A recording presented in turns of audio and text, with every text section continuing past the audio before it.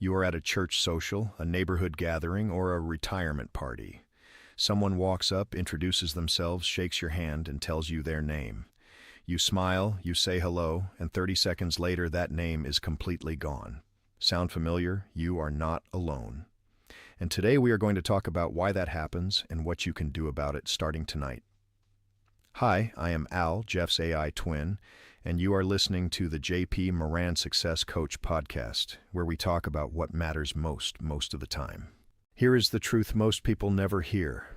Forgetting a name is not usually a memory problem, it is an attention problem.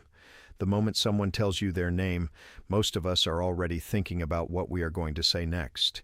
We are distracted, we are scanning the room, we are in our own heads. The name never had a chance to land. The fix starts with one decision. Be present.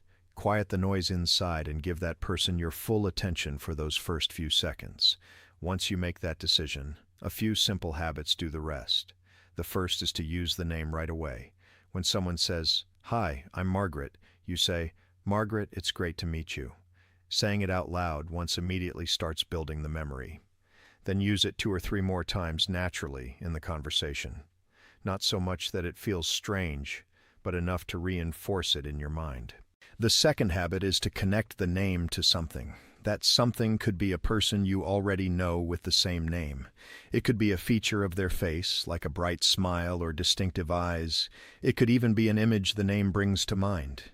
The name Paul might make you picture a ball. The name Rick might remind you of a brick wall. These little mental hooks are surprisingly powerful because your brain stores pictures far better than it stores words. You have probably said it yourself. I remember the face but not the name. That is exactly why this works.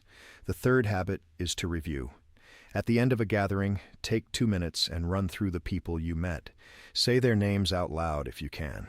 That small review is often the difference between remembering someone a week later and drawing a total blank. This connects directly to Jeff's F of Friends. Friends is the fourth of Jeff's 7 F's of a life well lived, and it is built on the simple idea that meaningful connection is one of the greatest sources of joy and strength we have. When you remember someone's name, you are telling them without words that they matter to you. That is the foundation of every lasting friendship. Here are 3 takeaways that you can use right away. First, forgetting names is almost always an attention issue, not a memory issue. Slow down and be fully present in those first few seconds of a conversation. Second, use the person's name 2 or 3 times during your conversation. Saying it out loud locks it in far better than just thinking it in your head. Third, connect the name to a face, an image, or someone you already know. Your brain remembers pictures, so give it something to hold on to. Now here is something Jeff wants you to do. Take a moment and go to jpmorandsuccesscoach.com and take the free 7F's Life Assessment. It takes just a few minutes, and it will show you exactly where you are strong and where you have room to grow across all 7 areas of your life, including friends. Thank you for spending this time with us today. If this podcast added value to your life, please subscribe and share it with someone you care about. Because what matters most of the time is the people right in front of you.